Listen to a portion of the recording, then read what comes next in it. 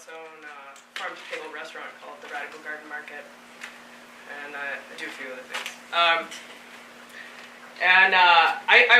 ended up farming because I didn't have a choice. My grocery bill was so high that I just couldn't afford to eat. I have quite a few dietary issues and food allergies, and just really got out of control. So I ended up working on farms just to feed myself and my zillion friends that happened to live in my house at the time. So I've been gardening my whole life, but I learned how to farm, which is kind of a different way of thinking in the terms of flowers versus food. So I had to relearn how to garden, and then so there's a load of farmers in town that were nice enough to take me on as free labor and an apprentice, and really taught me how to rethink that whole idea. So just a little bit of background about myself. So now the idea of food security, our grocery bill is obviously getting higher and higher and higher, and it's kind of brutal. Sarah? Click. All right. So in 2014, I couldn't find the 2015 numbers, my apologies. This is Ontario alone. $8,102 a year is the average price of a grocery bill. That's crazy. There's not too many people at work at Radical Gardens that have children, except for one, our business manager. She has children, so she's my go-to. So she has a family of 4. She spends roughly $7,200 a year. She doesn't purchase a single amount of organic food, though. So if you're purchasing organic, what do? Like now or if you have a dietary issue. If you're gluten-free, you want to eat organic, and you want to afford your grocery bill, how is that going to happen? Like, for me, I know that before I was farming, I was well past that. Like, well past that. Like, if I want granola bars, they cost me $1 each, unless I make them. So, this is my point. So, if you start Googling, what do I do about my grocery bill, right? You get all this, and it's like, eat 25% more fruits and vegetables. Except if you live in Timmins. Because you're not going to save that much money, you're probably going to spend that much more.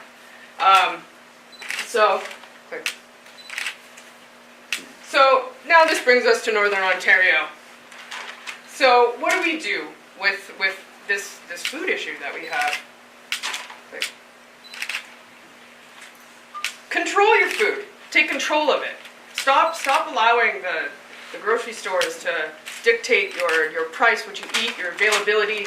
Take control of that, own it, and use it to your advantage. This isn't an easy task. It's not something that is quick by any means. It takes a couple of years to really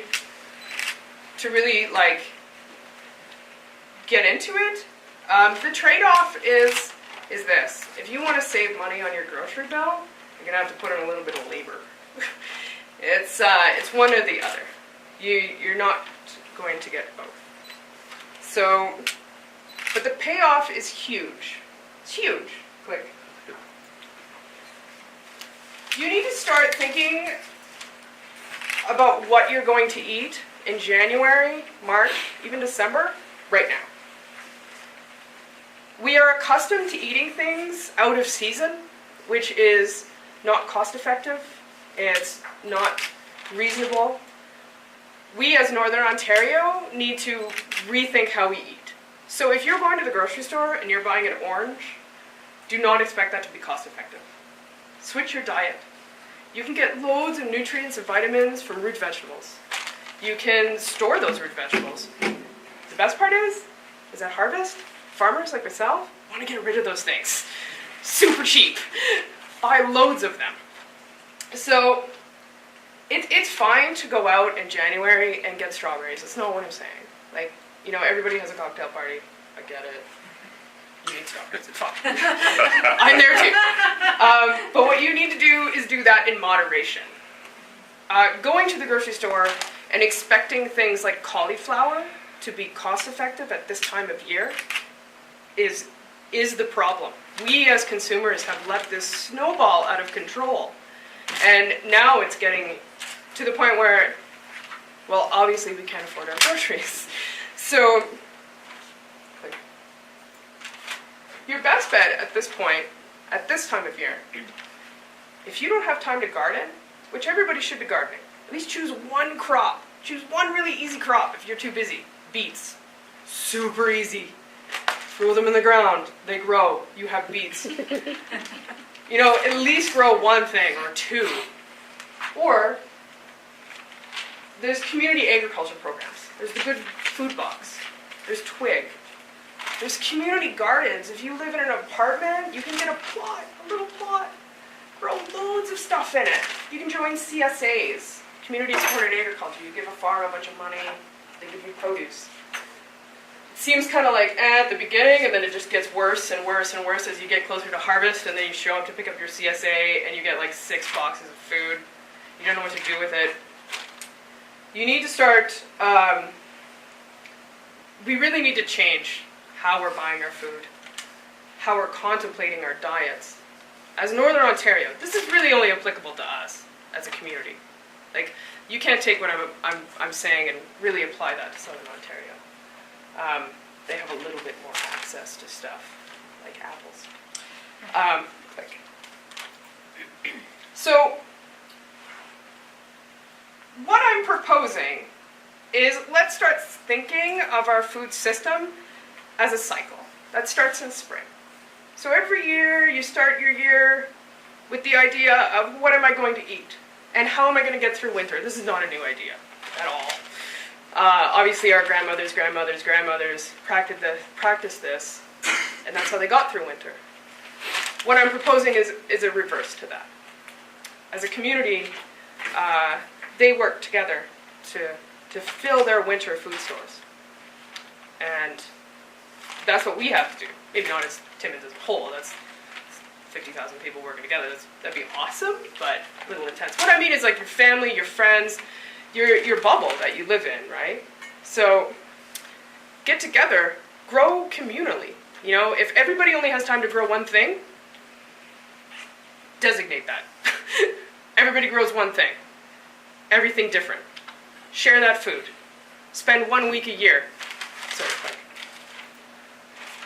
I'll get to that in a second. Spend 1 week at the very least dehydrating, pickling, fermenting, blanching and freezing. Process your food. Get ready for winter. Don't allow winter to creep up on you, and really just take hard-earned money out of your pocket. You can put a little bit of effort in, and also like push the idea of community and really work together to solve a problem. And now this is all well and good when talking about vegetables. Well, what do you do about meat? There's lots of farmers here that are producing meat. Buy into that. If you contemplate the idea that you're going to spend $1,000 on meat in August, how much money do you spend on meat per month? That $1,000 of meat given to a farm, for most farms that I know, at least in town, if you can't afford that, go talk to them. Ask them about how to drop that down. They all need help. We're poor. We're farmers. Like, we don't got a lot of money. We love free labor. We love it. If we can bring down our cost of feeding that animal by even you proposing the idea of going to go feed your cow that's going to go to slaughter, they will probably help you out. They want nothing more than to feed you. And they don't want that animal's life to go to waste, right? They want to move that food. So, or if you have land, go buy a cow. Raise it, feed it, slaughter it. You don't have to go to an abattoir if it's your own cow. You can slaughter that all on your own. Now, beef, pork, the various like goat and all that stuff, pretty easy. Chicken, however, is like chicken, expensive. But if you invest a little bit of money in buying whole chickens, you can reuse that chicken.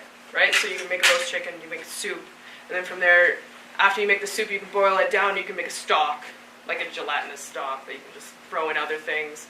You can do all sorts of stuff with it. So chicken is the one kind of kink in this plan, because it's very expensive. Like on average, it's about $4 a pound for chicken. At least that's what we sell it for, farm-raised, organic, free-range chicken. Now, when dealing with chicken, what I do is I save up points at Independent.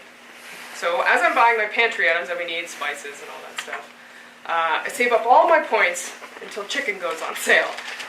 And I empty all of my points on chicken. I buy enough chicken to get me through probably about 5 to 6 months.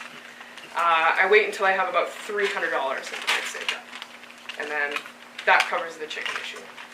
And then you're really, it's a more cost-effective buy, right? And then portion it all up and then freeze it. So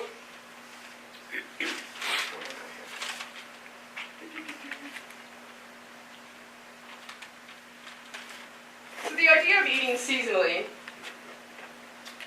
you adjust what you eat, obviously, as the seasons progress. In July, you're going to be eating mostly leafy greens, especially in Timmins. But then as the seasons wear on, you're going to switch mostly to root vegetables. And you're just going to follow it. And then as you follow what's being produced in abundance, even if you're shopping at the grocery store, your grocery bill will even out. The second you're buying things being trucked in from Costa Rica that are like super expensive, with our dollar not being all that awesome right now, the cost is really going to skyrocket. So, click. Now, with the idea of buying things in season, you'll see as the season wears on, farmers have stuff that goes on sale because we have like usually a bumper crop and stuff. The same thing happens in grocery stores. Now, you can easily purchase from farmers in bulk. We love to sell by the bushel. That means we don't have really a lot of work to do, which is great. So we'll cut the cost for you. Farmers do the exact same things to the grocery stores. When I'm selling wholesale and I have a bumper crop, I'll drop the price because I just want to get rid of it. So now this boils down to storage. Click. Now there's a few different ways to store your food. This includes food that you do buy at the grocery store. You can pack it in sand, you can bury it. You can store it under your bed. Not like that, don't do that. Do that, but like that. If you're in an apartment, there's a few different ways. This is why I'm suggesting that we as a community solve this problem. Because everybody knows someone with a basement. If you guys all work together to solve your problem, then, or even if you don't know someone with a basement, at the very least, if you're living alone and you have a closet that's dark and kind of cool, you could probably keep a couple months worth of food in there that either you grew or you picked up for super cheap from a farmer, which is kind of a sweet deal. Like, if the initial input of upfront cost is obviously larger than going to the grocery store every week, but the amount saved at the end of the day is a lot, like a lot. I was actually kind of amazed while I was learning to do this when I initially found out that I was a celiac. I can't eat gluten. So. Gluten, by the way, I'm pretty sure makes everything cheaper. Just to let you know. Everything without gluten, super expensive. So, okay. Now, preserving is a fabulous way to store loads of stuff. Loads of stuff. Now, it's not an easy task. You can screw it up. I have done it myself. However, between the Porcupine Health Unit, myself, Anti-Hunger Coalition, who else does canning? Kat? Is that everybody? That's stuff I need to learn. sometimes, actually the library has put on a couple canning talks that I've been here putting on, as well as fermenting talks with a couple of my friends that have been doing locavore series, which I'm pretty sure this is one of in the locavore series. Okay. Now, canning, it seems very daunting. It really does. It's actually pretty easy. The one time that you might screw it up, you'll learn a lot from it. You'll probably never do it again. Just don't eat it if you screw it up. Botulism.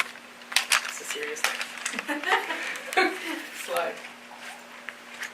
So there's also different ways of preserving things aside from canning, because I know canning kind of freaks people out. So you can blanch and freeze. This is my favorite.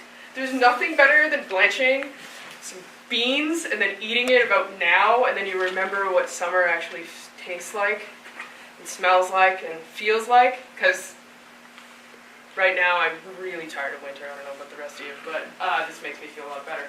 And then also creating soups, sauces, and then freezing them. This is something I can't stress enough. Like, if you spend 2 days at harvest really processing a lot of stuff and freezing it. Like, I know for myself and my family, we do this at harvest. I am still able to go down to my freezer if I don't feel like cooking, and I will bring up spaghetti sauce, soup. I always have quick lunches for myself. And my family, I mean, most of the people that I work with for Radical Gardens, we pretty much all live together. We're like kind of like family, so we are super busy people. Like, and I realize that we do this for a living, but we need to make money off of it, so we don't tend to keep that stuff for ourselves. We like to sell that stuff, so we do this on our own for ourselves, and we always make time. This is. I really understand the concept of being just too busy to do stuff. I really do. But when it comes to food, you need that to live. You also need money to live. Like, you need to pay your bills. So at some point, something's got to give, right? Like, what are you going to invest more time into? Working? Is that, like, are you just going to go work more so you bring home more money? Or do you invest a little bit of time in your food security and let that really bring down, you know, the stress of not having a lot of money? Oh, quick thing. So what I'm proposing is not a new idea, like I said. These women worked communally to cook and store things for winter. They did it as families, as groups of people, and that is what I want you to do. This is what I want Timmins to do for themselves. This is something I've been super passionate about for years now. And I've really been implementing in my own, obviously in my own circle, to the point where it's snowballed out of control and now I own a restaurant. But this is something that my grandma taught me. I grew up in Temagami. It's a very, very tiny little town out just north of North Bay. And she grew everything, she cooked everything, and I'm glad that that's how I learned to live. I totally lost that while I was, living downtown Toronto, commuting into work and working in an art gallery. Like, I just, this was not even on my mind. But small changes in life can really change your whole idea of the most simplest thing, which is eating. Everybody has to eat. So one little hiccup, mine was the fact that I have food allergies that I didn't know about, and so now this became a huge concern for me. How do I eat?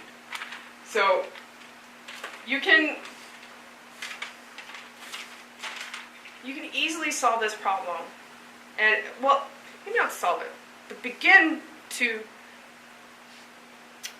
think of ways to solve it as a group, as a community, as a family. And I think that's really something that we should invest in as a community. There's many programs in this city that are working for the betterment of your bottom line as a community. Bottom line being like your income, your your profit as a human being. There's Kat doing twig, growing free food for you to just go and take. Like, you could just take it. That's a sweet deal. Like, I know for us, Radical Gardens, we are working with Twig in the summer. We want to surround our entire building with free food. Free food. Just come take it. If you have the money to come in the store and buy it, then come in and buy it. But if you don't, and you badly need some zucchini for dinner, there it is. Go grab it. Food is something that is fundamental to life. Like I can't stress this enough. Like, obviously, you need it to live. Like, and unless you really love being injected with food, which I hope that never goes that way. I really love eating. You need it to live. So, investing small amounts of time or changing your idea to just bring your bill down is great. You can invest $20 a month into Good Food Box, and once a month you get a box of food. Sweet is that? You don't even have to think about it. A CSA, there's my farm, there's Next Step Farms. There's a few farms in town doing CSAs. We just show up and give you food. Like, you prepay that, and then we just show up every week. And then that dictates what you're eating that week. Like, we're even taking the thought process out of cooking for you. And did I end it there? Yeah. There was definitely one left. Pick it again? Am I losing my mind? Oh, I didn't hit save.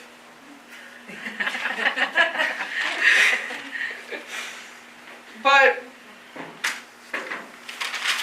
I don't really think this is anything that you guys don't already know. Like, this is the basic fundamentals of being a human and living in a world. So now my question is, do you guys have any questions? How many freezers do you have? Funny story, I have 2 freezers this big. And then I have the worst freezer in the world. This is like a side-by-side fridge with like long, skinny, I hate that thing. Doesn't fit anything in it. I just use every available space. Ziploc bags. Double bag it, good to go. You can stack like a whole year's worth of food in a tiny little freezer. And like, you can easily house 2 of the freezers that I have in an apartment. No issue at all. Anything else? How do you keep track of your inventory of what you have? Because I've gone through phases where I've processed stuff and froze it and then find it a year later at the bottom of my freezer when I'm cleaning it out.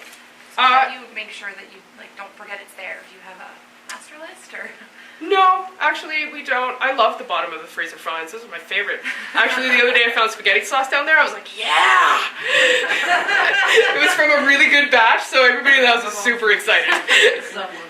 Just keep it really well packaged, right? You know, like, I know that the USDA and the Provide Health Unit says to throw stuff out after a year, but as long as it's not freezer burn, your packaging hasn't been, broken or anything. And what we do is, I'll put it in a Ziploc freezer container, like a Tupperware, and then bag it. And then you're really reducing the amount of cold air that's in there, right? So you have a lesser chance of being freezer burned. And like that spaghetti sauce that I found was like at least 2 years old. Bag it to Ziploc bag? Yeah. Tupperware and then yeah. The large ones? Yeah. If you know that like you just made like enough soup to last 3 years, definitely like double bag that. Because some's probably going to fall to the bottom of your freezer. Those are expensive. You get just 10 bags for expensive. So yeah. Every container, which is of this size, needs a bag. That gets pretty expensive. I just reuse them. So they get washed. We went out and we invested some money in some Tupperware and bags. So everything comes out, it gets washed, it gets sanitized, dried, and then we just dry all our Ziploc bags on racks, and then fold them up and put them away, and then when we need them, they're there and available. And find someone who's going to Costco. Yeah, for sure. Find a friend that owns a restaurant, order it in food service also. I discovered that was like a good score when we opened our restaurant. We were like, oh, this is so cheap. But But yeah, no, definitely we just reuse everything. You could even invest a little bit. I use the just Ziploc, like Tupperware containers. You can usually get 4 to a pack. I find those really good. And then you can usually, if you get the big Ziploc bags. All plastic containers. Yeah. So using plastic. And then if you get the large Ziploc bags, you can fit 2. You gotta make sure everything is completely cold before you put it in plastic. Yeah, yeah. Well, at least at nuke warm, you don't want it like at. I do not have the patience to let stuff get all the way cold for sure. So it's usually about nuke warm, and then cool it in the refrigerator, then toss it in the freezer. Anything else? When you're storing your vegetables in sand, is there a special sand that you use to preserve the food? Vegetables, I mean? No, just Any like old beach sand? yeah, just beach sand. Definitely buy it like bagged. Don't go to the beach and dig it up. That sand comes with friends. What about That will eat your carrots. What about the sand on the street corner? Yeah, don't use that. Yeah. That No, comes I with salt. salt. No, I Yeah. salt. You'll never salted carrots. But any sand in a bag, like at Yeah. Home Depot? Yeah. I find like beach sand or the sand that they suggest for like. Canadian Tire sells sand for kids. Yeah, that's what. sandboxes. Thank you. Sandboxes So- is the word I was So using. What- for all the, sorry, So what type of food would you put in the sand? Obviously, is it like root vegetables? Yeah, Or yeah. You wouldn't put like leafy greens in sand? No, okay. No. Leafy greens is something that, like in the dead of winter, doesn't even cross my mind. Okay. We just don't eat salad. We do actually eat salad, but it's potato salad. It's a root vegetable salad. Even at my restaurant, we pretty much we'll get the odd customer that really wants a salad. I'll go and get lettuce, but for the most part, I pretty much kill that. rutabaga, rutabaga? Can Yeah. you put that in the center? Oh yeah. Rutabaga, actually, for the most part, as long as you're keeping it in a cool, dark pace, you probably don't even have to pack the rutabaga. Carrots are a little finicky. I've tried a couple different ways to store carrots. I find sand works the best. For a little while, I thought peat moss. Don't use the peat moss. Learned a couple lessons with that. Mostly lost most of my carrots. That's the lesson I learned. But rutabaga, as long as it's cool and it's dry and it's not going to root, like not going to resprout, then it's okay. It's warmer than upstairs, so Oh yeah. that wouldn't. If anywhere that's cool and dry, it doesn't necessarily have to be in a basement. Like if you have a closet that's maybe not as insulated as it should be, keep it dark and just, yeah. It sounds like you've done quite a bit of thinking about food, how to grow it, where it comes from. Oh man, my whole life, Okay, the past 5 years is only literally just about Here's the food. question I have. Like growing up, like I grew up in Toronto, a lot of people had backyard gardens. Like my folk had backyard gardens. Yeah. Has that trend continued into? Well, I can answer that for my kids. They don't grow their own food the way my mom would grow her own food. Yeah. There's definitely Is there sort of a cultural shift Yes. towards not growing your own food? There was, There was. for sure. We as a community and as the human race have really let ourselves become very disconnected from our food. We used to be food was like I said, you needed to live. So, it was you lived, eat, breathed, and sweat food. You had to make sure that you had food to exist. We've allowed ourselves to let someone else take that control of that, which is bothersome to me, obviously. If I could just sort of count one little anecdote, I was at the talk by Carlo Di Lorenzi at the museum. He's a photographer that did all these photographs about the old garages in Timmins laneways. Mm-hmm. One of the garages at Mount Joy, just not too far from here in Montgomery, the guy that owned it used to go, this is like 1930s through the Depression, and collect, I guess they had horses at that time, collect the manure as fertilizer for his garden that he had in his backyard. Yeah. And he would just have like a composter or something, but the important thing was to keep that garden going, and he would use the garage as, the storage shed for that. And I guess it seemed to be in Timmins that there was a lot of that going on. For sure. And it's not going on now. No. Something to read. No, Timmins has really, I find, really become disconnected more so than other communities that I live in.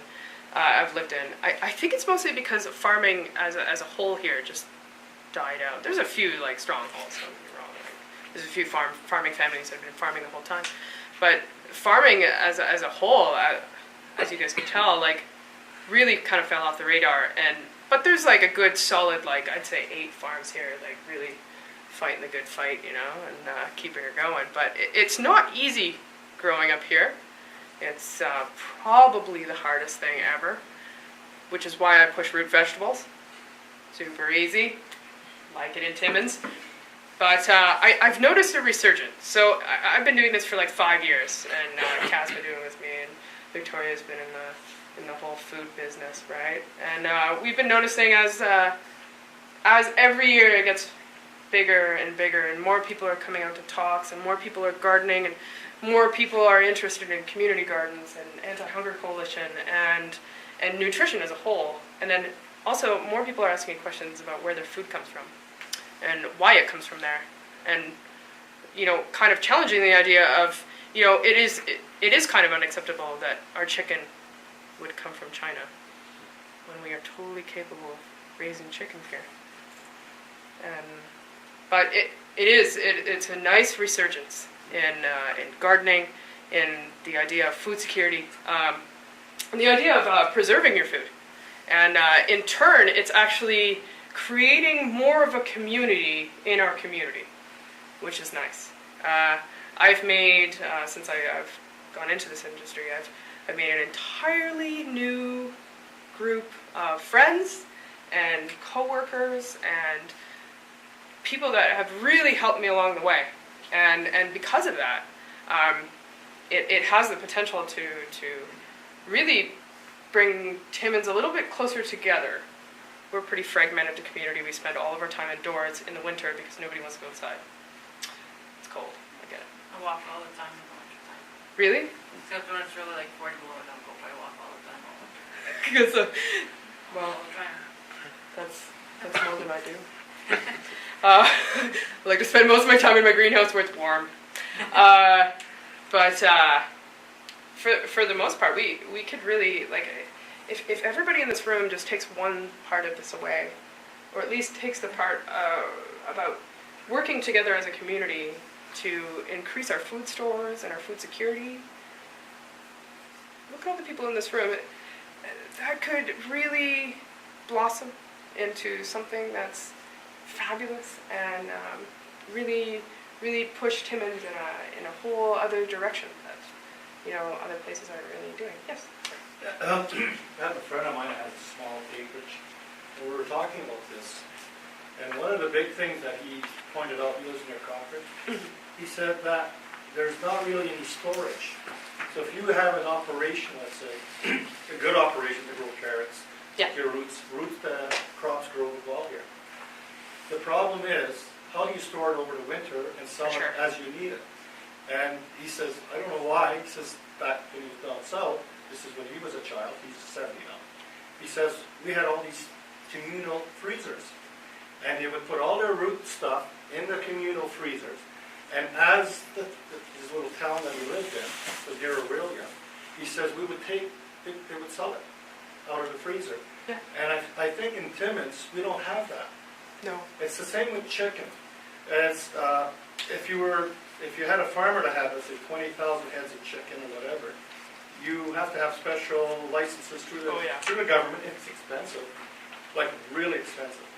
And that's why the price of chicken is so high, because it's regulated. Mm-hmm. But if we got away from that and get back to growing our own Yeah. meats and that, I think we go a long ways to saving money. Because the bottom line is this, we want to save money. And you got to make it profitable Yeah. for the farmer. Oh, yeah. So the thing is, we got to get these systems back in place. And that's going back from the 30s and 40s. Yeah. And in the early 50s. So this is what's missing in Timmins right now, I think, as far as farmers are looking at. And the trade deals that we're getting, I think we might break apart from that, but that might be an opportunity. And an opportunity for the farmers to start having storage. It's like fish farms. I just recently looked at the internet and I was looking at fish farms. It's for every pound that you feed a fish, you get a pound of fish back. For beef, it's 7-1. So actually, fish is really, really great for protein. Now, Northern Ontario, we've got lots of waterways. I don't know why nobody has got into fish farming. And its flush is really good here, because we've got rivers, you could flush it out, you won't have the problems they have where the waste is just sitting there. So I'm hopeful, the young folks like yourselves, to get into something like that. And protein-wise, fish is about one of the easiest. Oh, for sure. And if you look at a really well set up system, they freeze it, they freeze it right away, quick freeze packs, we're buying them right now off the store. Imagine doing that in Timmins. Yeah. It's not far off the mark. No. You know, we're buying fish right now from China coming here, we're buying the tilapia, right? Yeah. But there's fish farms opening up all over the world because it's an easy protein to grow. Chicken, I know, like, we got to disconnect with what the government did with chicken and beef. Yeah. It's over-regulated. It is. And really, like in the, I think it was when we were in Niagara Falls, that's about 2000 something. 92. They shut down the last canning plant in Niagara Falls. They shut down the last, the ketchup plant. They got away from all, making our own stuff and basically canning our own stuff. Why is that? Because I think the grocery stores, from what I heard lately, is they have contracts. Okay? They won't buy local food if they can help it because they have to fulfill these contracts. They're basically based in the U.S. and the U.S. companies have these farms all over the world. And that's why you're buying chicken, like you say, from China and all over the place. And if a store decides to buy locally, they might put themselves in jeopardy of not being able to have access to that supply line. And that's a big problem too. Now we're losing our independence, and we're losing a democratic independence, really. When somebody can't buy something locally because he's afraid of losing a whole shop, what supplies his store every day. So something has to be done in that area also. So there's a lot of things that have to happen. But I'm kind of glad it's young folks that are interested in it. The politics of food are, especially the chicken politics. Yeah. Chicken politics are Do you know what the regulations are for backyard chicken in Timmins. situations? Yeah. I have no idea. There's a public health issue there as You can't well. have them in town right now. Right? Some cities- We were actually going to push that boundary this summer. I appreciate that. I will do everything on my end to help that.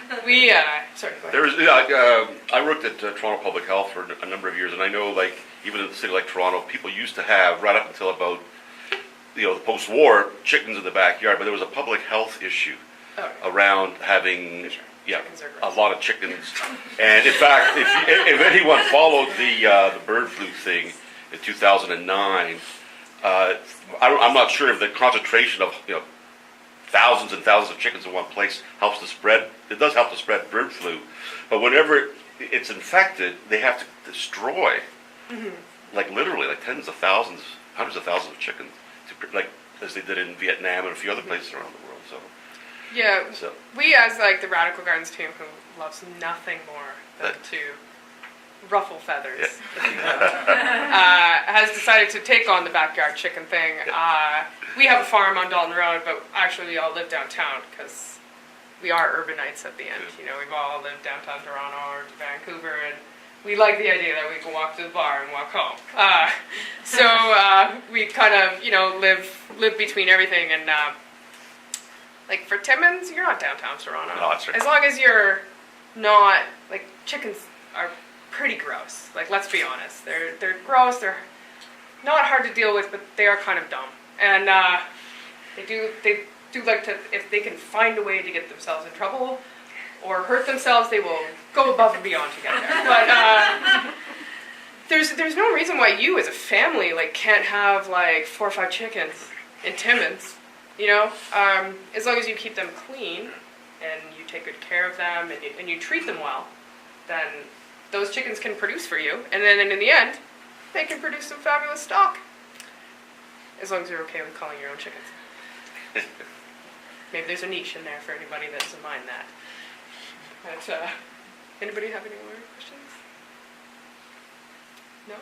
I think you pretty much nailed it with the idea of coming together as a community and making our food last throughout the winter. I think that's really important and something that's been on my mind a lot too, as well as the storage issue. It's been something that's been ruminating for a while, and The storage issue has actually been brought up multiple times. Because, Yeah. like, there's not a lot of farmers here, so we all know each other. We talk a lot. So the storage thing has been a huge issue for everybody. Like, for us, it's a little bit easier now because we bought a restaurant and has a giant fridge. And we just installed a root cellar, actually, like, in the last couple weeks. And climate control in the basement. So... But at the same time, like, my farm produces way more than what I can fit in a walk-in fridge, right? So now we're looking at, like, different ideas on what to do with that. And one of them is it looks like we're going to sink a storage container. We're going to excavate it, sink it most of the way down, mound it, grow grass and trees on it, and then allow it.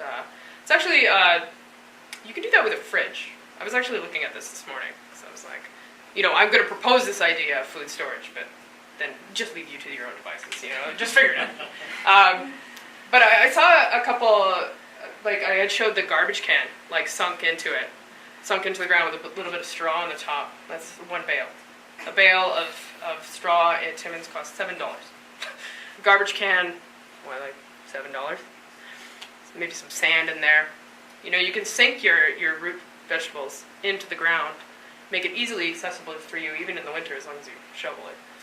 And you can do the same thing with the fridge. So if you, like, the idea of the storage container, right, but on a way smaller scale, sink your fridge into the ground, create like a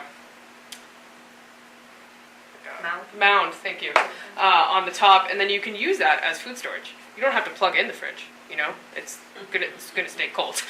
We're in Timmins. So there's many ways to combat this. The internet is a fabulous resource of information, obviously, especially for this. Also, talking to other people that do this. There's a very large community of people who are growing their own food and moving towards a self-sustaining system in Timmins. More so than any other place I've seen. Timmins has a huge self-sustaining, organic farming, supporting local community. Huge of them. Like, go see these people, ask them, pepper them with questions. Go to a farm, work for free, find out how they do things. Like I said, farmers love free labor. They'll never say no. There's always farm work to be done. They will tell you everything that you need to know. They will probably help you and maybe even have a fridge in the back that you can have. With the Mennonites moving in too, I think more of that will become available. For sure. The influx of Mennonites has been really awesome and really nice to see. They've also, like, for us, we do a good chunk of our business with all the Mennonites from New Liskeard North. Great people. We've had, like, just a fabulous time of working with them, and the trade-off of information, right? Because they've been taught a certain way. Not much have changed in that. Whereas, like, I'm coming up from it from the other end, right? Like, I always like to joke that I have no idea what I'm doing, and I'm just basically faking it till I make it. Most of that is true. For me to be able to go onto a Mennonite or Amish farm, I also deal with a fair amount of Amish as well, and really, like, just follow them around for most of the day and ask them a zillion questions, which I'm sure drives them crazy. But they're just wonderful fountains of information. Also, farming families, like, I have farming friends that are, like, my mentors, and they're out of Cochrane, JK Gardens. Kathy and Jean are, like, my go-to. Problem, call them. There's also lots of people in this community that do the same thing to me. And they message me on Facebook, they call me, text message me, email me, show up at my store, show up at my farm. Don't care. Love helping people. Obviously, I will talk about food all day, so it's not like it's really hard for me to answer questions. You know, most of the farmers that I know, as I said, live, eat, breathe, and do nothing but think about food. So, obviously, they love talking about it. So, just ask them. They're just great fountains of information. Anything else? Well, a quick thought about your freezer. Yes. You know, I have a big cooler that I have for camping in the summer, Mhm. and when stuff comes on sale that's freezing in the Yeah. wintertime, I fill up that cooler out in the shed. And I know it's sitting back there, just an empty, frozen, the shed's frozen at this time of the year Yeah. anyway. So I have a great big cooler back there, and when stuff comes on sale, For sure. beautiful. Especially like around now, like our temperature fluctuation gets a little weird. Yeah. So you have to make sure that it's at least, secure somewhere, because you definitely don't want to give yourself like salmonella or something. But we obviously have a giant freezer available to us. It's huge. It's the entire Northern Ontario.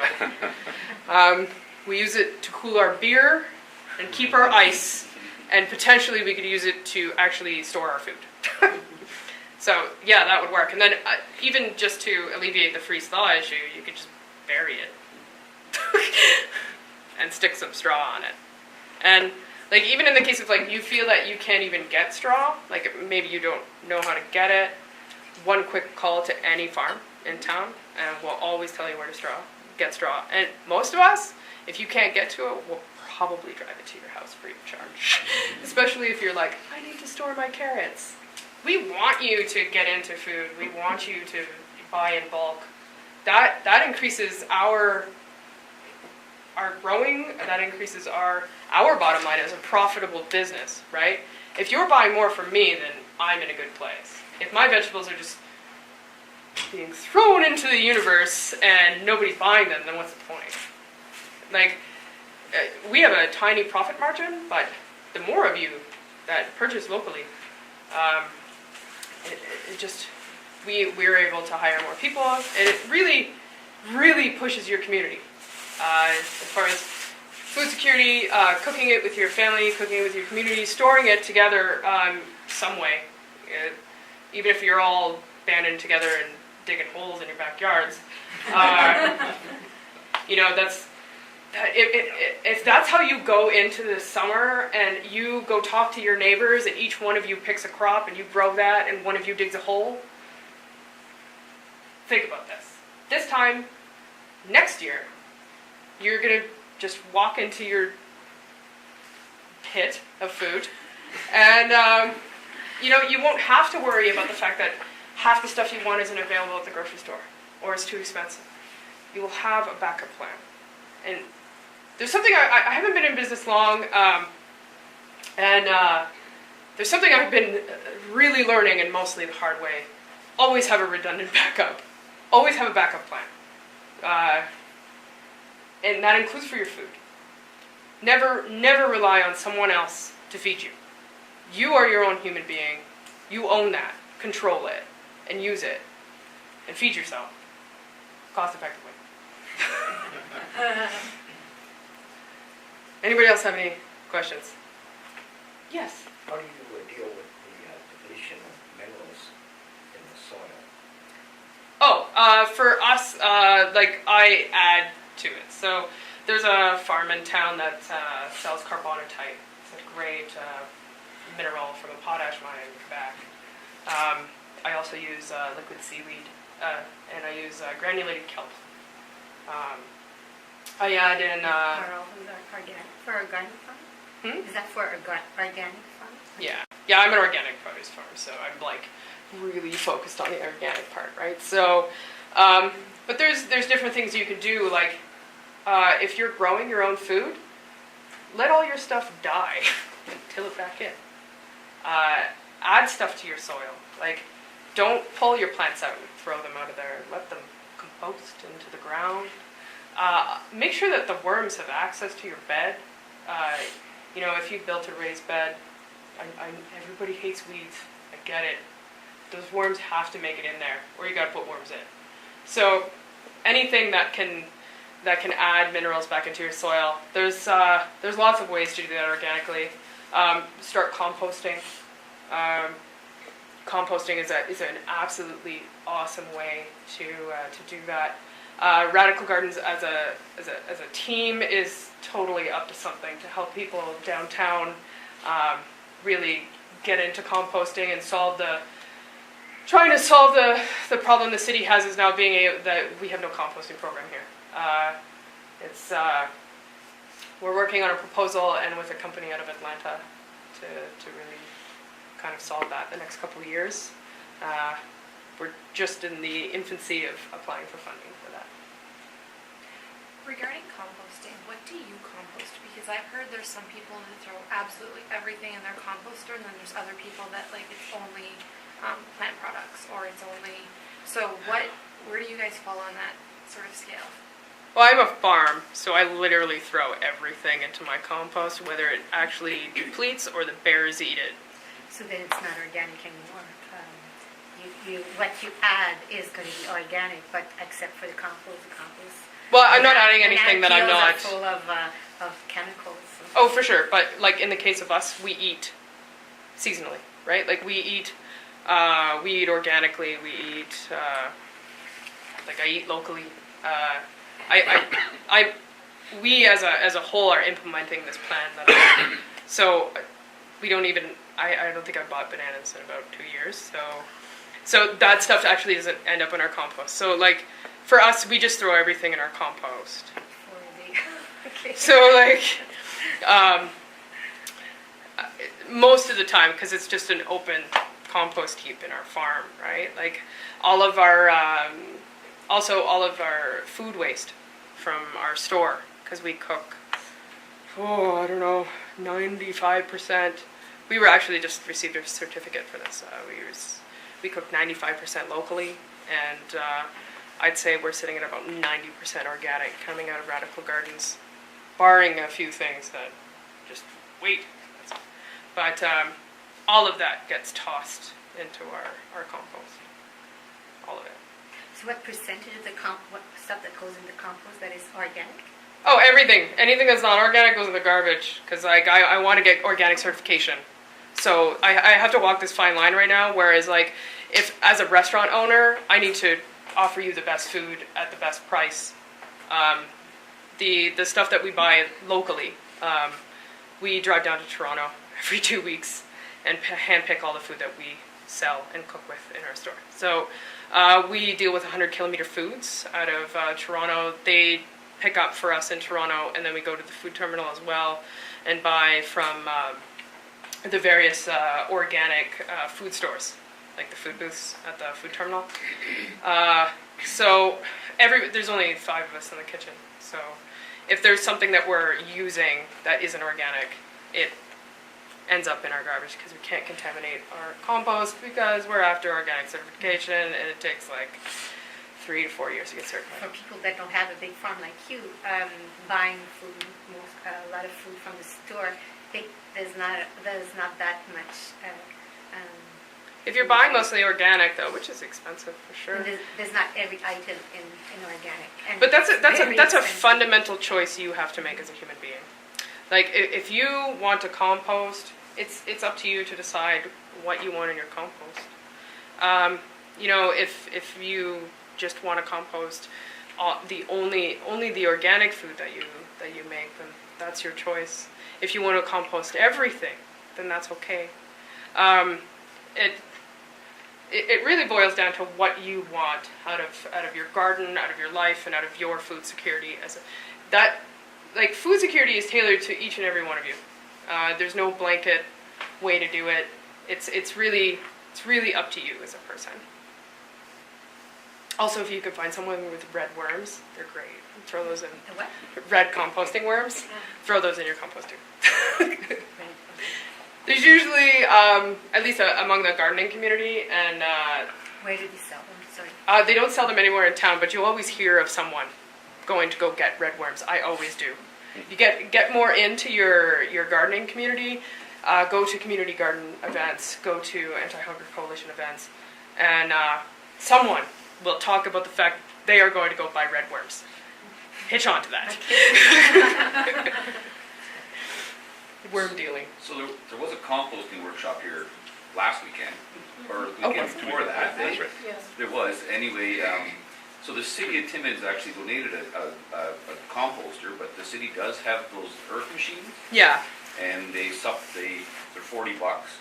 They're usually worth $120. Mhm. They're also going to bring in some green cones in the next go around, which is a lot less smell and Yeah. wildlife friendly. Yeah, when we opened Radical Gardens, we wanted to talk to the city about composting because it seemed redundant to us we own a farm, we need compost. We didn't want to throw it in a landfill, so we needed to find, but they weren't really at the point where we needed them to be as far as commercial composting. Also, like all of our takeout containers are all compostable, but they're commercially compostable. Like they're not going to compost in your little compost pile in the back. They need to be commercially composted.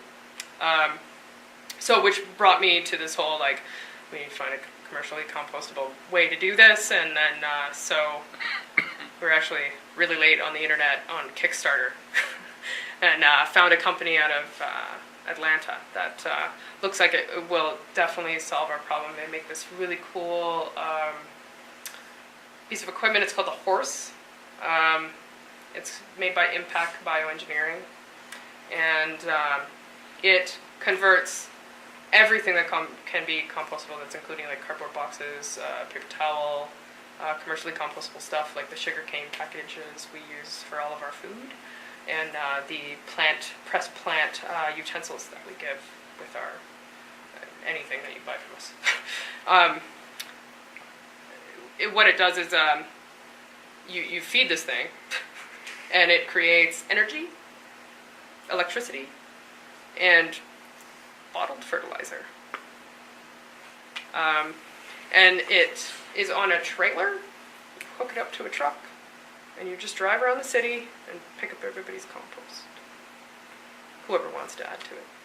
Obviously that would, you would have to play with what's going into the Horse, or else you would get a really weird, like, NPK as your fertilizer would come out. Like if you're only loading cardboard in there, probably not going to come out very nutritious. But it's all about finding the balance, and it's an interesting product. Obviously it wouldn't be able to be organic, but at the same time, even if it's not organic, and I'm an organic farmer, I love organic farming, if we force everything to be organic, it'll just be too expensive. We need to find a happy balance, and if that means that I'm going to go to someone's house that does not eat organic food and collect their compost, I think that's okay. I think that's okay because they are composting. Everybody has to watch what their cost is, right? Like, not everybody can afford to buy organic food. It's very expensive. That's why I'm an organic farm. There's a give and take in that relationship, and until we come back to the fundamentals of our food system and our food distribution, we need to be okay with the fact that not everything is going to be organic. Which would be great if it was, but that's just not feasible. And mostly coming like from the farming end. I get why farms aren't organic, like for sure. Like it is way more cost effective to farm that way. I get why they're doing it. I really do. I totally understand it. Like as an organic farmer, your biggest cost is labor. So it's considered, what you're doing is considered organic farming, but there's compost that is not necessarily organic. Is that what you... Oh, not on our place. No. Because we as a whole, I have to get certified. So in order to do that, we have to do you said that, well, if I have to pick up some compost... Well, I don't have a Horse system. We would sell that compost. Oh, I see. We haven't... the Horse system is about the price of a small car. It's about $40,000 to purchase this piece of equipment. Thank God. We did all of our equipment broke in our restaurant, and that pretty much ate up our Horse fund. So we ended up in a $60,000 renovation over the last 2 months. So we kind of have to go back to the drawing board on that thing and start applying for funding and grants for it. But at the same time, we as a community need to be okay with that. Like we need to accept that for right now until we can force a change. Like in Niagara Falls, we had composting that the city picked up every 2 weeks. Mm-hmm. So you had a little basket you put in the kitchen, and then you had the green box, just small green box for the lid, and they pick it up every 2 weeks, and then they would use that in the compost, which they... Well, the city used to do it. Yeah. I don't know why we're not doing it in Timmins. I don't know, they got away from it. Like, I know many years ago, they used to compost, because I believe the Timmins I think if Horticultural you have a Society used to. location, like you say, you're talking about your Horse, if you have a location to use all that compost, Yeah, great. yeah. You know, and then maybe it takes a private entrepreneur to take care of that end. But we like the fact that it produces fertilizer back to the community, right? Like, It does it also work. creates a job too, because we'd have to hire someone to run the damn thing. But and then at that point, we can offer it back to the community for like super cheap, like just help us cover the cost of the dude throwing the stuff in the horse, and we'll give you back stuff We had to. a small farmer who used to grow a garden just around the corner from where we live, and he used leaves, city leaves. People put their leaves in the front, and he would go around with his trailer and pick up all the leaves he could. Then the city stopped him, you can't do that, that's our stuff. So then he had a sign in front of his farm, and he said, bring your leaves here. And it composts really quickly, it rots It really. does. And he had the greatest vegetables, I remember that, everything grew so well. Yeah, you could like just collect leaves from your neighbors, make a raised bed, just layer that with some dirt, leaves, dirt, throw worms in there. Maybe some bugs, beneficial bugs, not bugs we don't like, potato bugs. Don't throw those in there. Not good bugs. But that makes like one of the best, or like just the straw bale or hay bale gardens. You know, like, you can make the most basic of gardens out of just stuff you could probably find from your neighbors. And make it nutritious and have a good rounded amount of nutrients and minerals in your soil with not too much.